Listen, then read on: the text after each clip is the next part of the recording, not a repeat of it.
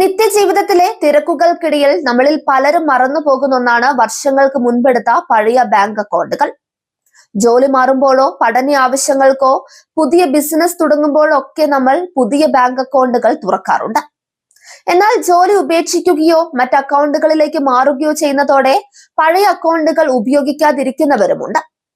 ഇത്തരത്തിൽ വർഷങ്ങളായി യാതൊരുവിധ ഇടപാടുകളും നടത്താതെ കിടക്കുന്ന അക്കൗണ്ടുകൾ നിങ്ങളുടെ കൈവശമുണ്ടെങ്കിൽ ഉടൻ തന്നെ അവയൊന്ന് പരിശോധിക്കുന്നത് നന്നായിരിക്കും.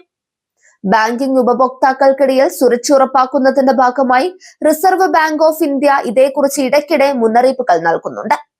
SMS, ഇമെയിൽ, പത്രക്കുറിപ്പുകൾ എന്നിവയിലൂടെ ഉപഭോക്താക്കൾക്ക് മുന്നറിയിപ്പ് സന്ദേശങ്ങൾ എത്താറുമുണ്ട്.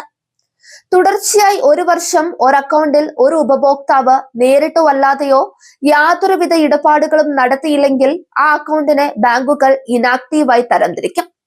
ഇത് 2 വർഷം വരെ തുടരുകയാണെങ്കിൽ ആ അക്കൗണ്ട് ഡോർമെന്റ് അഥവാ പൂർണ്ണമായും നിർജീവമായ അക്കൗണ്ടായി മാറും. സാമ്പത്തിക തട്ടിപ്പുകൾ തടയുന്നതിനും അക്കൗണ്ട് ഉടമകളുടെ പണത്തിന്റെ സുരക്ഷ ഉറപ്പുവരുത്തുന്നതിനുമാണ് RBI ഇത്തരം കർശന നിയമങ്ങൾ നടപ്പിലാക്കിയത്.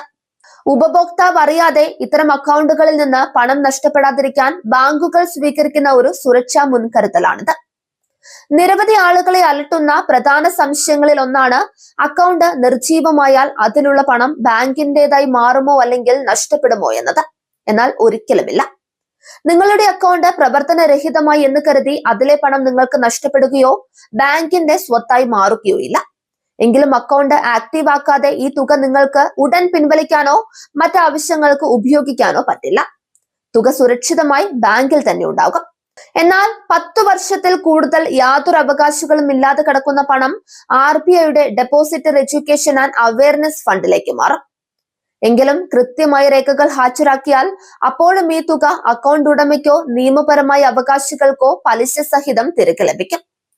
നിങ്ങൾക്കും ഇത്തരം പ്രവർത്തനരഹിതമായ അക്കൗണ്ടുകൾ ഉണ്ടെങ്കിൽ വളരെ എളുപ്പത്തിൽ തന്നെ അവ വീണ്ടും ഉപയോഗപ്രദമാക്കാൻ സാധിക്കും.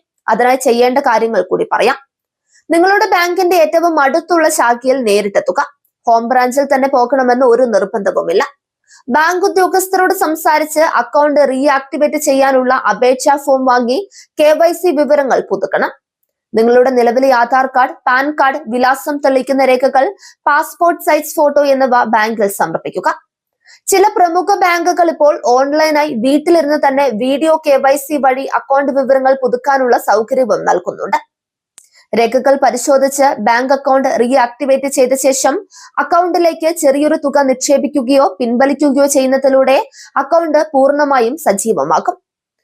RBI മാർഗനിർദ്ദേശങ്ങൾ പ്രകാരം അക്കൗണ്ടുകൾ റീആക്ടിവേറ്റ് ചെയ്യുന്നതിനോ KYC പുതുക്കുന്നതിനോ ബാങ്കുകൾ യാതൊരുവിധ സേവന നിരക്കുകളും ഉപഭോക്താക്കളിൽ നിന്ന് ഈടാക്കാൻ പാടുള്ളതല്ല. നിങ്ങളുടെ പേരിലും ഉപയോഗിക്കാതെ കിടക്കുന്ന പഴയ അക്കൗണ്ടുകൾ ഉണ്ടെങ്കിൽ ബാങ്കുമായി ബന്ധപ്പെട്ട് അത് ആക്റ്റീവ് ആക്കുകയോ അല്ലെങ്കിൽ ആവശ്യമില്ലാത്ത അക്കൗണ്ടുകൾ കൃത്യമായ നടപടിക്രമങ്ങളിലൂടെ ക്ലോസ് ചെയ്യുകയോ വേണം. ഇത് സാമ്പത്തിക അച്ചടക്കത്തിനും സുരക്ഷിതത്വത്തിനും അത്യന്താപേക്ഷിതമാണ്.